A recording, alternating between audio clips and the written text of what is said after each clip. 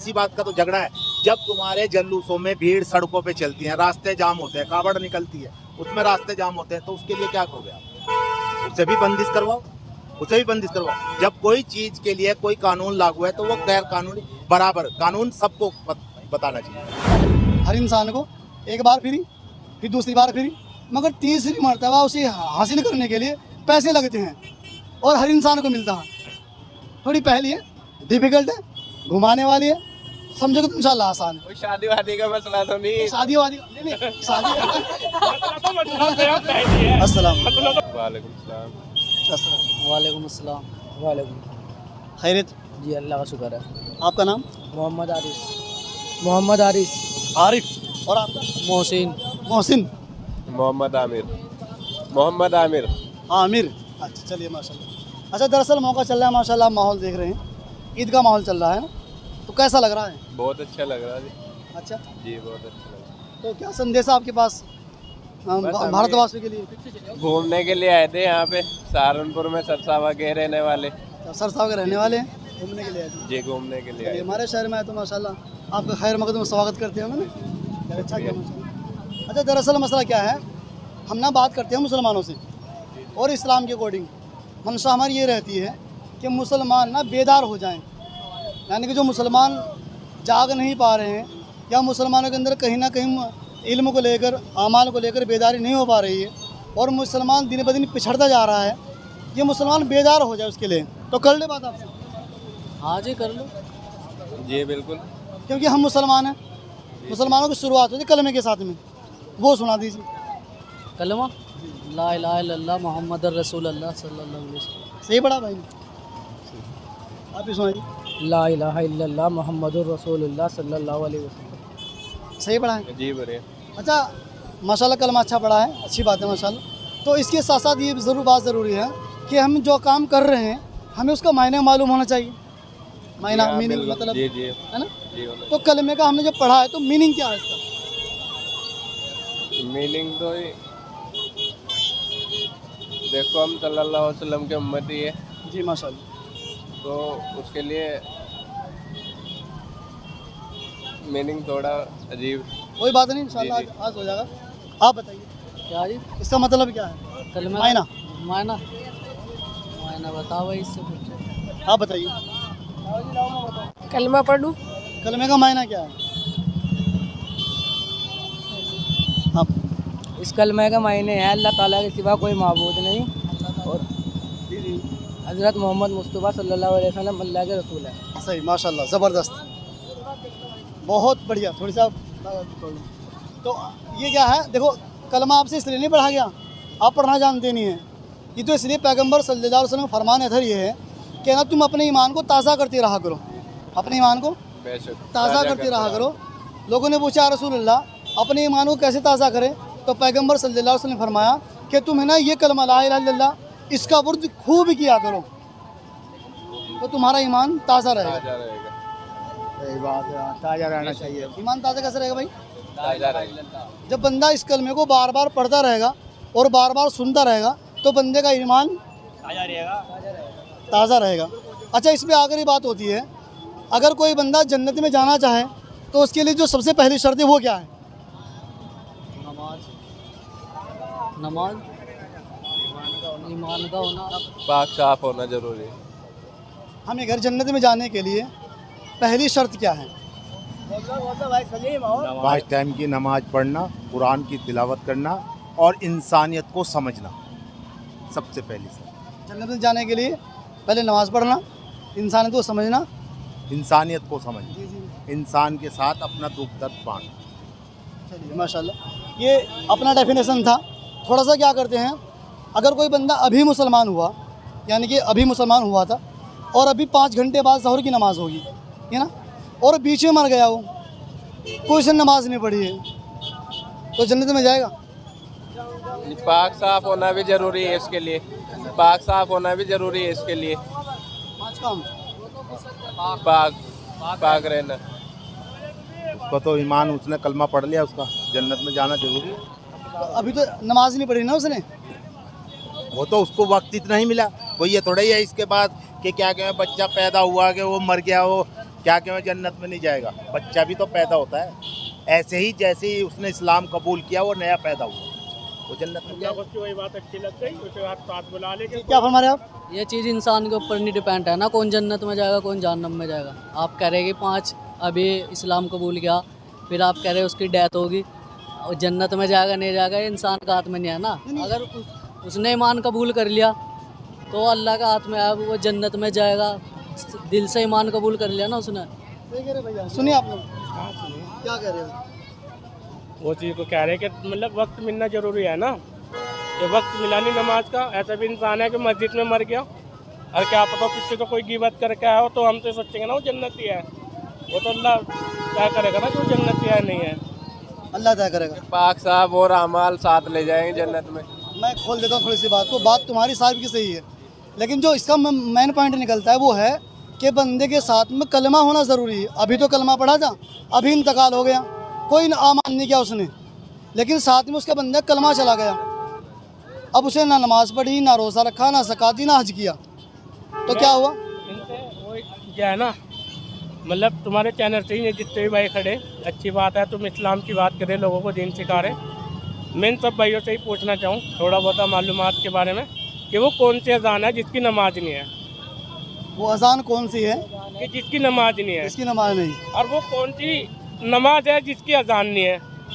ये तो इन्होंने ये तो पहली सुना दी इन्होंने, है ना? पहली नहीं है, ये हदीस की बात है। पैदा होने पे अजान होती है, जब बच्चा पैदा होने पैदा होता है उसके कान में अजान दी जाती है, उसकी नमाज नहीं। माशाल्लाह। जिस वक्त जनाजा उठता है उस वक्त अजान नहीं होती, उसकी नमाज होती है। वो कौन सी जगह है जहाँ नमाज पढ़ना हराम है? अरे ऐसा क्यों कह रहे भाई? हाँ? ऐसा क्यों कह रहे हो? ऊपर हाँ जी, मिंबर के ऊपर नमाज पढ़ना हराम है। कहाँ?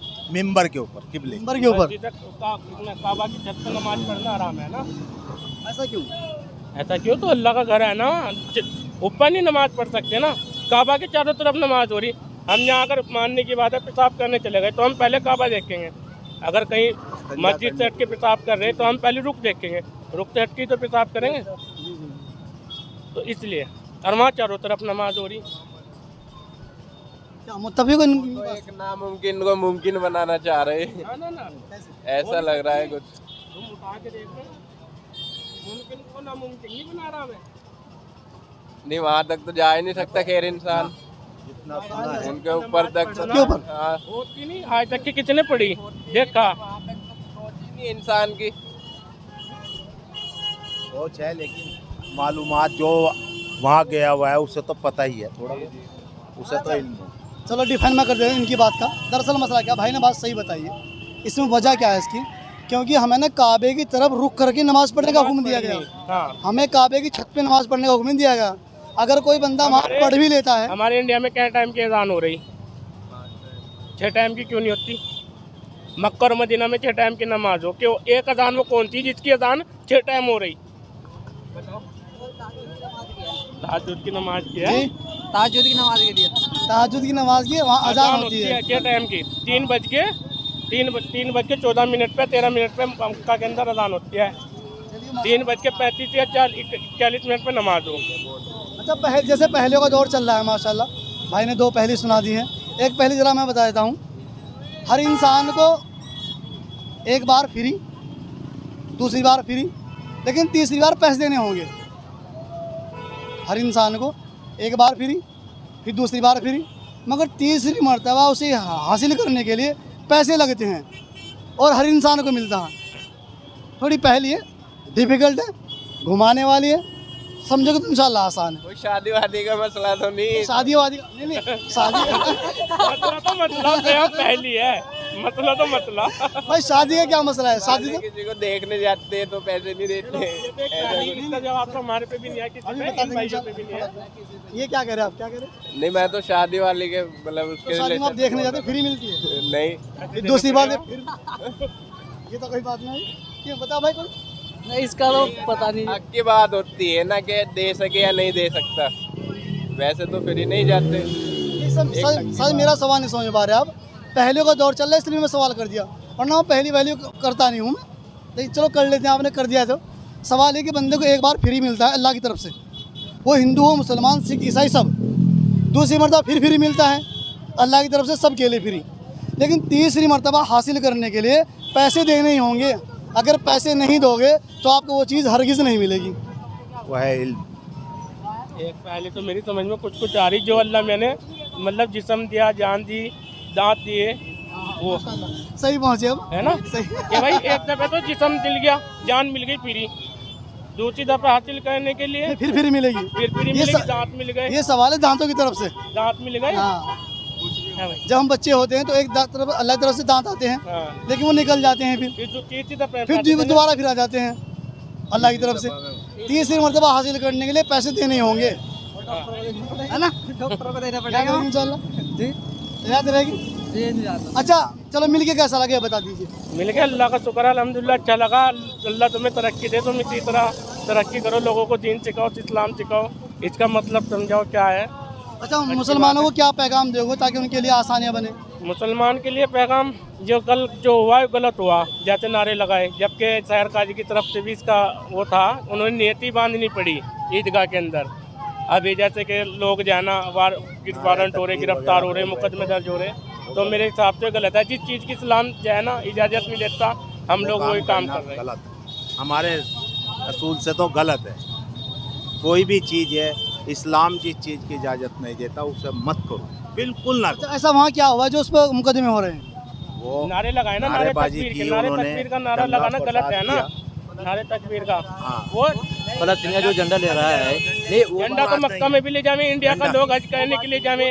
दुबई के अंदर मैच हो रहा तो वहाँ इंडिया जीत के आ रही, तो वो इंडिया का झंडा लहरा रहे, तो उस चीज पे भी गलत होना चाहिए। झंडा लहराना का बात गलत नहीं नारे है, लगाना गलत लेकिन बात है। वो जो वहाँ जब मना किया गया, खुले लफ्जों में बता दिया, उलमाए दीन भी इस चीज़ को कहते हैं। मान लिया हमारे यहाँ गाय का गोश्त खाना हराम है, क्योंकि हमारा इस्लाम इस बात को कहता है जिस चीज़ को हुकूमत इनकार करती है वो हराम है, तो बचना चाहिए उस चीज़ से। चीज़ से हाँ, बचना चाहिए। वही तो बात जब है। प्रशासन ने इस बात का ऑर्डर दे दिया, आप सड़क पे नमाज नहीं पढ़ोगे, तो क्या मस्जिदें नहीं है? आप मस्जिदों में पढ़ो, ईदगाह के अंदर पढ़ो। लेकिन सवाल ये भी तो बनता है, जैसे लोग नमाज पढ़ने के लिए जाते हैं, हुजूम बहुत ज़्यादा हो जाते हैं वहाँ पर, आप ये सब जानते उसके हैं लिए तो माशाल्लाह। मस्जिद है ना, मस्जिदें हैं, इस्लामी इंटर बराबर कॉलेज में है। मस्जिदें थी बहुत। इस्लामी इंटर कॉलेज में पढ़ना प्रशासन इस बात को ऐलान कर रहा था इन हमारे लोगों ने सामने। क्यों, तो क्या ईदगाह के अलावा कहीं नमाज नहीं पढ़ी है? पढ़ी है, सारे शहर की सब- नमाज सब मस्जिदों में नमाज हुई। हमारे यहाँ बिसाते का मदरसा है, बाग वाली मस्जिद है, अंगूर वाली मस्जिद है, इस्लामी इंटर कॉलेज है, अतुल्ला शाह मस्जिद है, मचारे के चौक, बहुत सारी मस्जिद है जिनमें नमाज हुई। तो जब सारे की नमाज हुई है तो इतने लोग वहाँ कैसे पहुँच गए? क्या डबल नमाज पढ़ी है? नहीं, डबल क्यों पढ़ेंगे? वो तो एक शौक हो कि ईदगाह में नमाज पढ़नी, लोगों का हर मुसलमान है सपना कि हम मक्का मदीना जावे। हर कौम में गद्दार भी होते हैं, लड़ने झगड़ने वाले भी होते हैं, दंगा फसाद फंसाने वाले भी होते हैं। अब उनके चक्कर में सही लोग भी पिसते हैं। अच्छा, मेरी एक बात ये भी, चलो माशाल्लाह हम मान लेते हैं कि शासन प्रशासन या शहर काजी में बोल रहा है कि हम लोगों को ऐसे काम नहीं करने चाहिए जिसमें है ना हमारे बुजुर्ग तौहीन हो या फिर हमारे उलमा ज्ञान की तौहीन हो, हम मानते हैं इस बात को। लेकिन अगर ये पैगाम मुसलमानों के लिए कि आप सड़कों में नमाज नहीं पढ़ोगे, तो दूसरे लोगों के लिए पैगाम नहीं है क्या? सब लोगों के लिए, सब लोगों के लिए। वो तो इस बात को हुकूमत के साथ इसी बात का तो झगड़ा है। जब तुम्हारे जल्लूसों में भीड़ सड़कों पे चलती है, रास्ते जाम होते हैं, कावड़ निकलती है, उसमें रास्ते जाम होते हैं, तो उसके लिए क्या करोगे आप? उसे भी बंदिश करवाओ, उसे भी बंदिश करवाओ। जब कोई चीज़ के लिए कोई कानून लागू है तो वो गैर कानूनी, बराबर कानून सबको बताना चाहिए। गलत है जी, चाचा भी कह रहे थे ना कि ये गलत है कि मतलब बाहर जो पड़ी गई है। अब जब इनका त्यौहार आता है तो ये बाहर निकलते हैं ना, रोड ही बंद कर देते हैं, तो फिर ये बराबर होना चाहिए ना, हिंदू के लिए मुस्लिम के लिए बराबर होना चाहिए ना, फिर सबको दोनों को बराबर होना चाहिए। दोनों को बराबर होना चाहिए। तो मतलब ऐसा ये हमारे साथ दोहराई हो रही है क्या?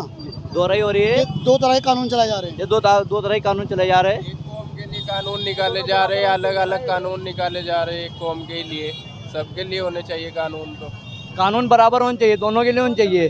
जब इनके त्यौहार आते हुए ये रोड बंद करवा देते हैं, ठीक है, तो हमारा तो एक साल में एक बार आता है ना त्यौहार, वो सिर्फ 10 मिनट के लिए होता है। अच्छा, ज़्यादा टाइम लगता है। मेरा मानना ये, जैसे मतलब मुसलमानों के त्यौहार आते हैं और दूसरों को परेशानी होती है, तो जब हिंदू भाइयों के त्यौहार चलते हैं तो आपको परेशानी होती है क्या? होती है जी, रोड बंद होते हैं ना। हम क्या समझे? देखो मैं बात सुनो, 1 मिनट में बात सुनो। ये जो है क्या नाम, हमें कोई दिक्कत नहीं है, इनके त्यौहार से हमें कोई हाँ, दिक्कत ये नहीं वही ना है, बात है। ठीक है, हमें कोई दिक्कत नहीं। लेकिन ये जो रोड बंद होता है ना, ये तो गलत है ना।